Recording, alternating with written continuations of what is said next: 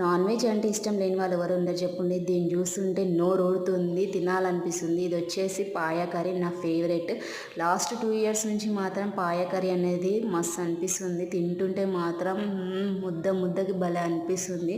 ఇది వచ్చేసి కొంచెం మిరియాల పొడి రసం వేసుకొని సూప్ తాగితే భలే ఉంటుంది. ఫస్ట్ అయితే మాత్రం చాలామంది పాయ కర్రీ అనేది సూప్ లాగా వేసి ఇట్లా కర్రీ వేసుకొని తింటుంటే భలే ఉంటుంది. నేను వచ్చేసి పక్కా నాన్ వెజిటేరియన్, ఇంకా మా హస్బెండ్ వచ్చేసి మాత్రం వెజిటేరియన్.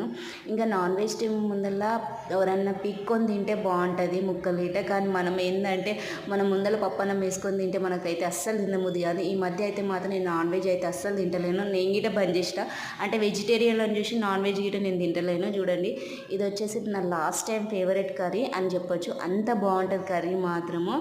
జస్ట్ సింపుల్గా వేసుకోవచ్చు. దీంట్లో వచ్చేసి చూడండి ఎంత టెంప్టింగ్ అనిపిస్తుంది కదా. జొన్న రొట్టె పక్కన ఇట్లాంటి కర్రీ వేసుకొని తింటే మాత్రం మస్తు ఉంటుంది. ఇది వచ్చేసి ఒక 4-5 విజిల్స్ వస్తే చాలు, కర్రీ అయినట్టే. దీంట్లో కొంచెం ధనియాల పొడి వేసుకొని కొంచెం కొత్తిమీర వేసుకొని తింటే మస్తు ఉంటుంది. ఇది వచ్చేసి ఎక్కువ రెయినీ సీజన్లో తింటే మాత్రం వేడివేడిగా సూప్ అయితే మాత్రం సూపర్ ఉంటుంది.